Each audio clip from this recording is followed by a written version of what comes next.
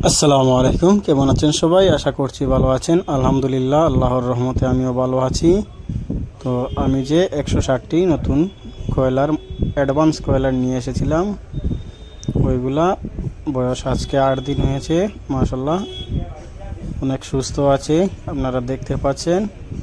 এবং ওইগুলার থেকে আমি আরও আনার চেষ্টা করব, বড় করার চেষ্টা করব। তবে আজকে একটি ঘটনা ঘটে গিয়েছে, সেটি হচ্ছে আমি যখন রাত্রে করে গিয়েছিলাম তখন দেখি একটা কয়লার মুরগির বাচ্চা মারা গিয়েছে।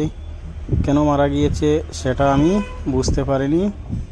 তারপরে একটু বুঝলাম যে ওই যেগুলো আমি ছোটোগুলো এক জায়গায় রেখেছিলাম, ওইগুলোর মধ্যে বড় সাইজের যেগুলো আছে সেকেন্ড লটের, ওইগুলো 3-4টি ঢুকেছে। সম্ভবত ওরা মেরেছে। তবে যাই হোক, সবই আল্লাহর হুকুম, যা হয়েছে ভালোই হয়েছে। তবে এখানে মোট 105টি আছে, আগে ওলা একটি মারা গিয়েছিল। তো আপনারা সবাই দোয়া করবেন, আমি একটু বড় করে খামারটা করব। এবং এই যে কোয়েল পাখি যে আমি আপনাদেরকে বলেছিলাম, আমার এখানে মোট 135টার মতো কোয়েল পাখি আছে। আমি আরও অ্যাড করেছিলাম।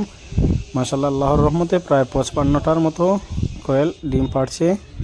তো ডিমের সংখ্যাও আস্তে আস্তে বাড়ছে এবং যে ডিমের সাইজ যেগুলো, ওইগুলোও মাশাআল্লাহ অনেক বড়।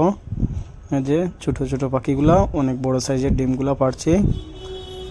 আমি আপনাদেরকে হাতে নিয়ে দেখানোর চেষ্টা করব এই ভিডিওর মধ্যে।